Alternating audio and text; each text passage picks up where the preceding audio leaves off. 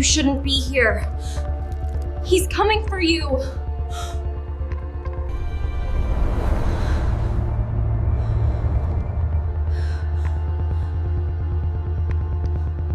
It's a sound you can't ignore, and yet every fiber of your being begs you to.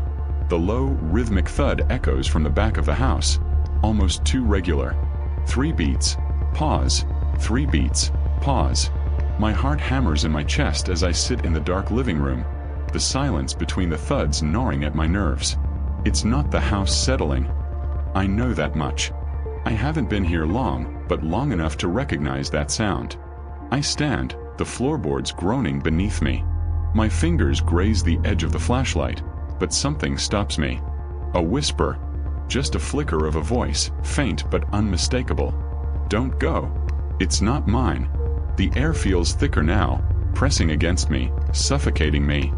I take one step, then another, compelled against all logic, to move toward the source of the sound. The hallway is too dark, too still. The thud is louder now, closer, as if it's waiting for me. And then, in a single instant, everything stops. The sound. The air. The house itself. I freeze, my breath caught in my throat. The silence is worse than the noise. I don't know what's worse, the waiting or knowing it's too late to stop whatever's about to happen. I hadn't meant to break the rules, but somewhere along the way I did. And now I can feel the weight of that choice pressing down on me like a vice. Each breath I take getting harder, colder. The house was supposed to be a safe haven, an old weathered farmhouse nestled at the edge of town, a perfect escape from the chaos of my life. It was everything I needed. Quiet, isolated, and surprisingly cheap for something that looked so picturesque. When I first moved in, I thought it was the kind of place where you could escape your demons. I'd even found a little comfort in the house's eerie stillness. The cracked windows, the creaking floorboards, they were a part of the charm. I told myself that the old-fashioned furniture, the dusty curtains, the thick shadows in the corners were just quirks, nothing to fear. But, as the days wore on, I realized something else. This house was never meant to be lived in. It was a place meant to be forgotten. A place to be avoided. I just didn't know it yet. The first night, I saw it, the warning. It was in the little things. The odd silence that swallowed the air after sunset. The way the clock would always strike midnight even though I hadn't heard the chimes earlier in the evening. I would lie in bed, the covers pulled tight around me, my mind racing with the stories the neighbors had told me. Some houses you don't mess with, one woman had whispered, almost pleading. You don't open certain doors, and you don't stay out after dark. I thought it was superstition, old tales passed down from one person to the next, designed to keep people inside at night. But by the time the sun sank below the horizon on that first evening, I found myself facing the cellar door, the one that had been locked, the one no one talked about. It was strange, really. The door had an old rusty chain wrapped around its handles. Its wood warped and brittle from age. The key to it had been left on the kitchen counter, right next to the instructions I had been given. Don't touch the cellar. Don't go down there. Ever. I could hear the tremor in the woman's voice as she gave me the key. I saw the look in her eyes, the kind of look you don't ignore. But I did. I ignored it. I thought, what's the worst that could happen? I had just unpacked my things. The silence in the house pressed on my chest, suffocating me with its stillness. So, curiosity won over caution. I walked down the hall, each step feeling heavier than the last. My hand brushed the edge of the cellar door, and I felt a jolt of static race up my arm, but I told myself it was just the electricity in the old wood. I shouldn't have done it. I slid the key into the lock. It turned with a quiet click, and the door swung open on its own. That was the moment the air in the house changed. The temperature dropped. The shadows deepened. Something was watching me. I didn't feel alone. Not anymore. I stood frozen in the doorway, staring into the dark, endless void below. The stairs descended sharply, vanishing into thick, black shadows. I couldn't see anything. Nothing at all. I felt my heartbeat quicken, my breath coming in shallow gasps. My instincts screamed at me to close the door, to walk away and never look back. But I couldn't. The curiosity was stronger than the fear. It always is, isn't it? I took one step, then another.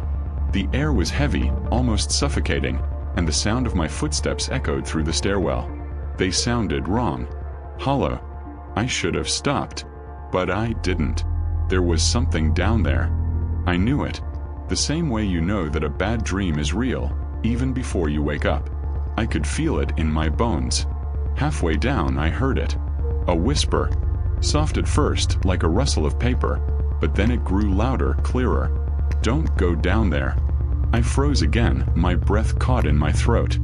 I was certain I had heard it, but I was alone. I turned, ready to race back upstairs, when I saw it. A figure standing in the corner of the cellar.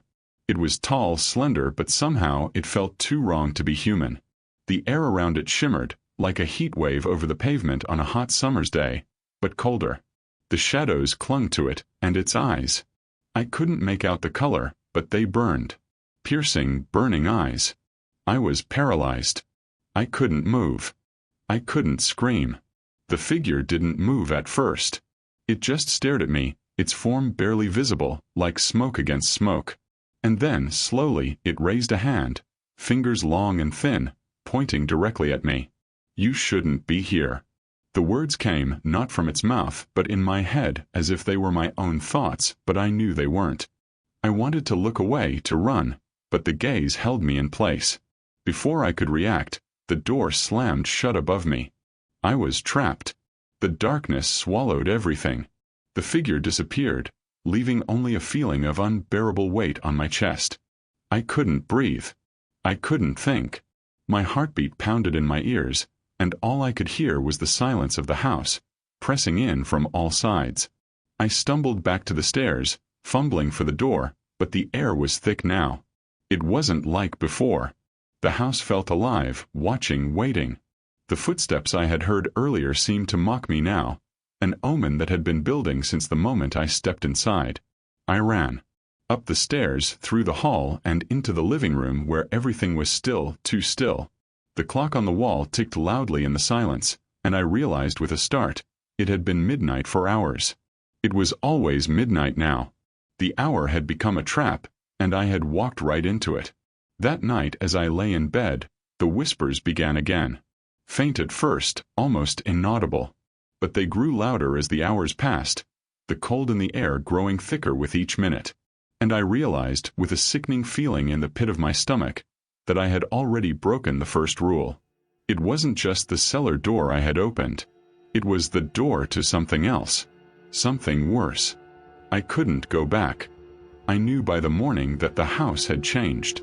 The light streaming through the curtains was no longer warm, no longer inviting. It was harsh and cold, like the sun itself was tired of trying to push through the oppressive weight that clung to the walls. I could feel it, an unsettling energy buzzing in the air. The house wasn't just a structure anymore.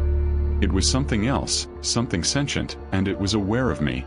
I tried to dismiss it, tried to tell myself it was my mind, my paranoia playing tricks. It was nothing more than the fear of the unknown, the weight of the dark cellar pressing down on me. But deep down I knew better. The whispers didn't stop. They began the moment I closed my eyes, as if they had been waiting, lurking in the quiet, gathering strength. They were faint at first, a soft murmur I could barely hear, like the rustling of leaves in a breeze too gentle to be real. But as the hours ticked by, they grew stronger, clearer, more insistent. Each whisper sounded like a voice from a memory I couldn't place. Distant, familiar, terrifying. Don't go back. They're watching. You can't escape. I lay in bed, wide awake, staring at the ceiling. The darkness in the corners of the room seemed to grow darker the longer I watched. I turned over, pulling the covers tighter around me, trying to shut it out, but it wouldn't go away. The whispers seeped into my thoughts, curling around them like fingers. It felt like something was inside my head, something that wasn't mine, but so familiar it made my skin crawl. I kept telling myself it was just fear, just the house messing with my mind. But then the knocks started. 3 knocks at the door, slow and deliberate. I froze, barely breathing, listening to the silence that followed. There was no one there. I checked the door, the windows, the hallway. Nothing. Yet, the feeling remained. The house was alive, it was waiting. I couldn't leave. I knew I couldn't. Something had already reached out to me, and I had answered its call. There was no way out now. I could feel it in the air like a tangible presence, always there, always watching. I wasn't alone anymore. The days became a blur. The sun barely rose, the nights stretched on forever. Each time I tried to leave, something stopped me. The doors wouldn't open. The windows wouldn't budge. It was like the house was holding me in place, refusing to let me escape. I would stand by the door, hand on the handle, but my body wouldn't move. My legs wouldn't carry me. That's when I started hearing the footsteps. At first, it was just one pair, slow and deliberate, moving through the hall at night, as though someone were walking from room to room. I would hear them outside my door, stop, and then move away again, always just out of sight. But sometimes, when I was certain I was alone, I'd hear a second set of footsteps, lighter, quicker, almost like the shuffle of a child's bare feet. The sound would follow me, always in the shadows, always just behind me. I couldn't escape it. I tried to ignore it. I tried to tell myself I was being ridiculous. The house was old. The floors creaked. The wind played tricks. But as the days dragged on, it became harder to deny what I was hearing, what I was feeling. One night, as I sat at the table in the dim light of the kitchen, I heard it again, that whisper, clear and cold. Don't trust them. I jerked my head up, looking around. I was alone, yet I felt as though someone had just breathed down my neck.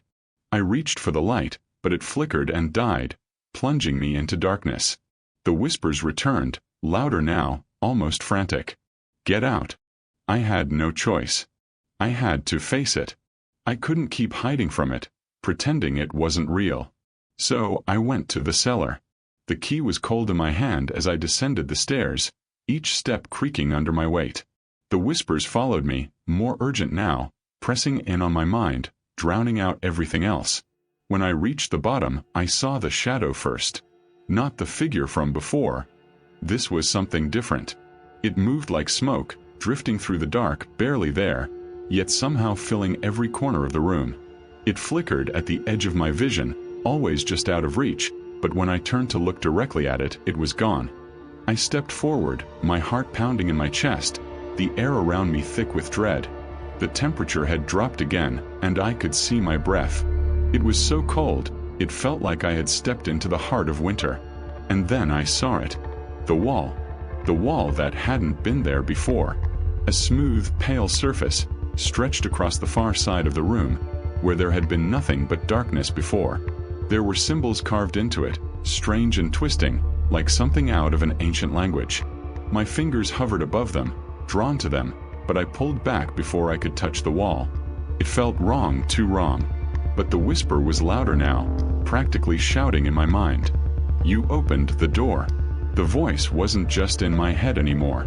It was in the room with me, and the air around me crackled with something dark. I turned, looking for the source, but there was no one there. The shadows moved, swirling in ways they shouldn't, bending and twisting like they had a life of their own. I stepped back, my heart racing.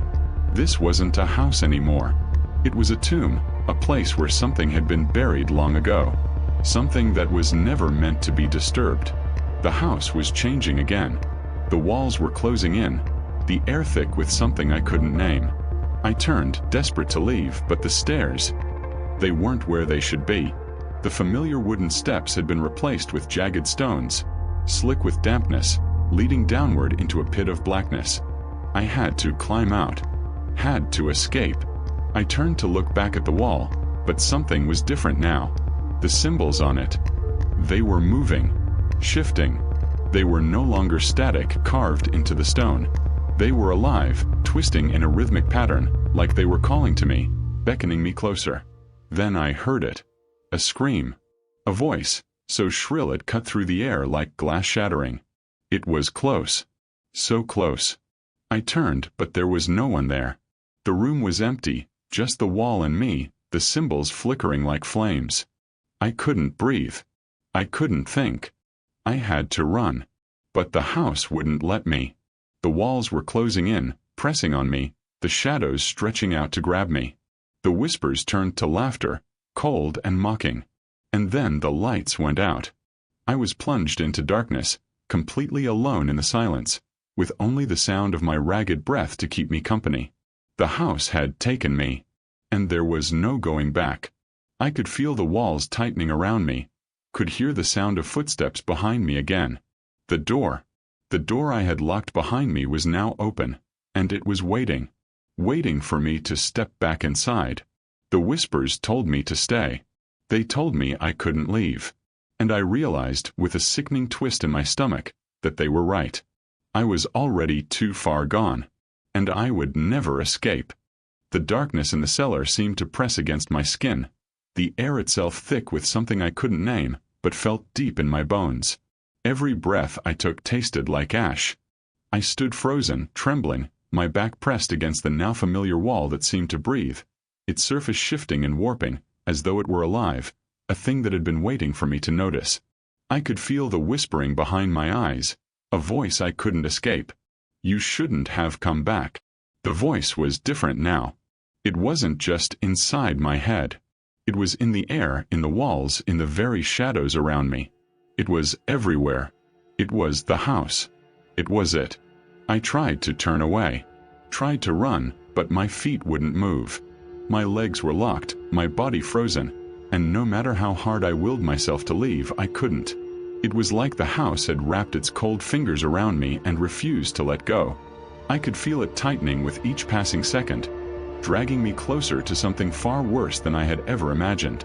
The shadows shifted again, swirling in unnatural patterns, as if drawn by a force that didn't belong in this world.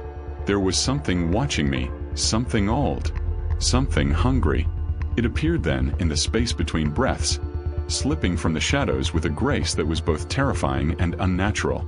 The air turned colder, sharper, and the room seemed to stretch and twist in a way that made my stomach churn. I could feel it, something heavy, something ancient, something far older than the house, far older than anything I could comprehend. At first, it was just a silhouette, an outline in the dark. It stood still, watching me, a figure of shifting shadows and empty space, like it wasn't meant to exist. Its form flickered like a mirage, growing darker the longer I stared. I couldn't make out any details.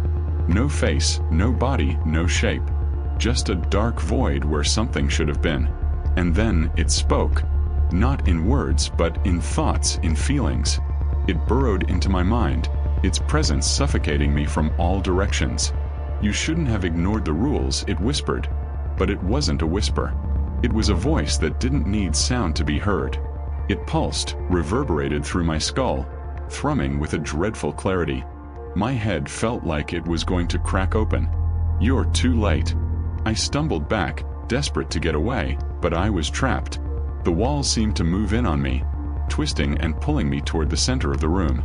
The space between us collapsed, and before I could react, the shadows closed in. I was no longer standing in a cellar. I was in a vast, endless space, stretching out beyond the edges of my vision. The walls had vanished. The air was thick with the weight of something unseen. The floor beneath me felt unstable, as if the very ground was breathing, shifting, waiting for something to break. The figure in the shadows, it was the house, it was the walls, it was the dark, was moving now, slipping between the spaces I couldn't see, circling me, and it grew closer with each breath. I could feel its gaze, not through eyes but through everything. I felt it in my lungs, my stomach, my chest. It wasn't just looking at me, it was inside me, consuming me from within. My heartbeat echoed in the emptiness, thudding in my chest, faster, harder, as if I could outrun it. But no matter how much I tried, I couldn't escape the suffocating silence. The whispers came again. Louder now, louder than my thoughts, louder than the beating of my heart. You knew the rules. You broke them anyway. The ground beneath me tilted, and I stumbled, losing my balance. I felt weightless as if I was floating, but the vertigo dragged me deeper into the abyss. The shadows stretched, elongated, reaching for me like fingers made of night. I turned, desperate for some way out, some way to escape, but the house had swallowed me whole. A sharp scream tore through the silence. My scream, but it didn't sound like me. It was distorted, a mix of fear and pain and something else, something darker. I had to get out. I had to. Suddenly, a figure appeared in front of me. It was a man, or at least it had been once. His skin was pale, stretched tight over the bones, like it had been hanging there for too long, too empty. His eyes were wide and vacant, hollow pits where life had long since fled. He opened his mouth, and the words that came out weren't words at all. They were fragments of sound, broken and jagged, like someone trying to speak underwater. It comes for us all. I staggered back, terrified, but there was nowhere to go. I had no ground beneath my feet. The shadows closed in around him, swallowing him whole, leaving only the faint echo of his voice behind. It never stops. And then I understood. The house wasn't just a place. It was a trap, a waiting room for those who had crossed the line. I wasn't the first to step over that threshold. Others had come before me, and they had all ended the same way. Trapped, forgotten, consumed by the darkness that lived here. This wasn't about the cellar. It wasn't about the rules. It was about the house, the thing that lurked within it, feeding off those foolish enough to ignore its warning. I had done it. I had crossed the line. And now it was my turn to be consumed. The walls around me began to move again, shifting like liquid, like the house itself was alive, alive with something that had been waiting for centuries. The shadows stretched and twisted in ways they shouldn't, as if the very fabric of reality was bending, warping in on itself. And I could feel it, the pressure, the weight of something ancient and wrong pressing against my chest, against my mind. And then, through the dark, I heard it again. The whisper. The voice that had followed me from the moment I had stepped inside. It will never let you go. I tried to scream. I opened my mouth, but no sound came out. My throat felt dry, choked by the weight of it, by the understanding that I had made the mistake that had brought me here. The darkness closed in, tighter than before. The shadows wrapped around me like chains, pulling me down, dragging me into the void. I could feel myself fading, like a candle whose light was being snuffed out. You're already here. The last thing I saw before everything went dark was the figure in the shadows, and its eyes. They weren't eyes at all. They were pits of nothingness, eyes made of the very darkness that surrounded me, and in them I saw something that sent a final shiver down my spine. I saw nothing, and then I was gone. When I woke, it was not to the soft warmth of the morning sun. No, it was to cold. Absolute cold, the kind that settles deep into your bones and refuses to let go. The kind that makes every breath feel like it's coming from a place far deeper than you thought possible. The air around me was thick, suffocating, pressing against my chest as though the house itself was alive and clutching me to its depths. I opened my eyes and everything was wrong. The room I was in, or what I thought was a room, was a twisted reflection of what I had known. The walls were cracked, but it wasn't the old farmhouse I had stepped into days before. No, this place felt like a nightmare made flesh, a world where the rules of reality didn't apply, where shadows stretched too far, too long, and everything, every corner, every crevice, breathed with a strange, dark energy. The floor beneath me was damp, cold stone, slick with something I didn't dare name. My hands shook as I pushed myself up, the weight of the darkness pressing on me like the hands of unseen things, all pulling me deeper into the house, deeper into whatever nightmare had become my reality. I had been here before, hadn't I? This place. I knew it. But not like this. No, this was different. The air felt wrong, the silence heavier. I could feel something watching me. Not just one thing, but all of them. The eyes of the house. The eyes of those who had come before me. I looked around, trying to make sense of what I was seeing. But the house had changed again. The door that should have led back to the cellar, back to where it all started, was gone. In its place was a narrow, dark hallway that stretched on endlessly, the walls too close together, pressing in from all sides. The hallway seemed to pulse with life, like veins, like arteries of the house itself, wrapping me in its grip. I stood still, feeling the weight of the silence close in around me. I could hear something in the distance, a low rumble, a thud. It was rhythmic, like footsteps, but it was wrong. It was too slow, too deliberate. It wasn't the kind of sound you could escape. It was the sound of the house breathing. And then the whispering started. At first it was faint, a faint murmur in the corners of my mind. But it grew louder with each passing second, until it was almost deafening. The voices were a cacophony, each one indistinguishable from the others, overlapping and crashing together, like 1,000 voices calling out in unison, their words cutting through my thoughts. You shouldn't have stayed. You shouldn't have come back. They know. They know what you've done. There is no escape. I slammed my hands over my ears, but it didn't help. The voices were in my head now, every whisper a jagged edge, tearing through my mind. The pressure in my chest increased with every breath, until I thought my ribs might crack, until I thought I might collapse under the weight of it all. I needed to get out. I needed to find a way to leave this place, to escape, to wake up.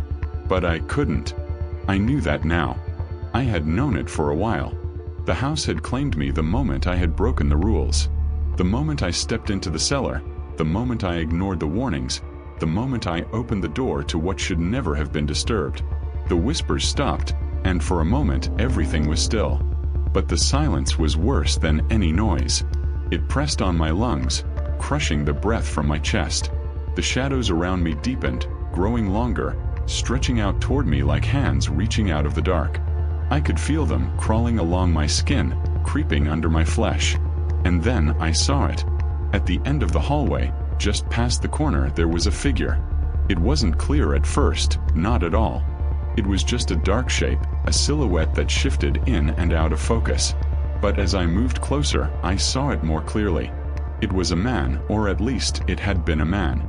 His face was pale, stretched tight over the bones, eyes wide and vacant, as though he had seen too much and had lost whatever humanity he once had. He didn't move. He just stood there in the shadows, waiting, watching. I couldn't speak. I wanted to scream, but the scream caught in my throat, tangled with the pressure of everything, the weight of the house bearing down on me. The figure raised a hand. Slowly, deliberately. The fingers were long, too long, and they stretched out toward me, the movement unnatural. His mouth opened, but no sound came out. His lips twisted, and I could see that the words he was trying to say were trapped somewhere, held back by something far worse than silence. And then the whisper came again, not from him but from everywhere. They never leave. Not really. Not once they've been here. I tried to move. I tried to run, but my body wouldn't obey. I couldn't escape.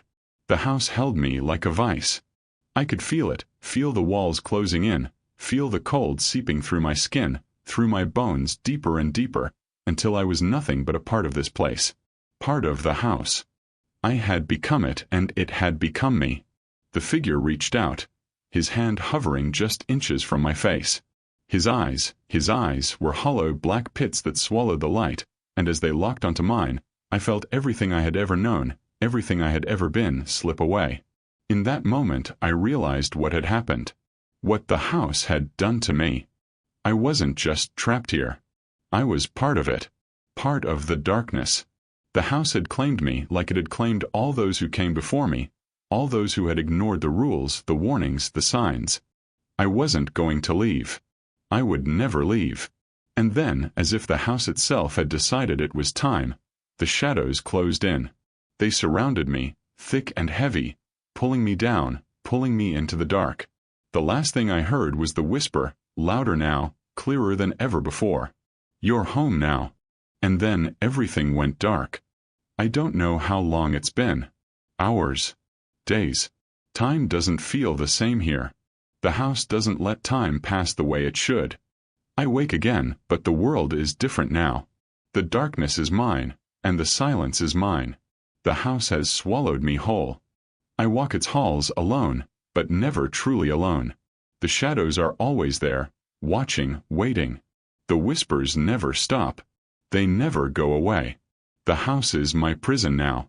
But I don't fight it anymore. I am part of it. And there is no escaping.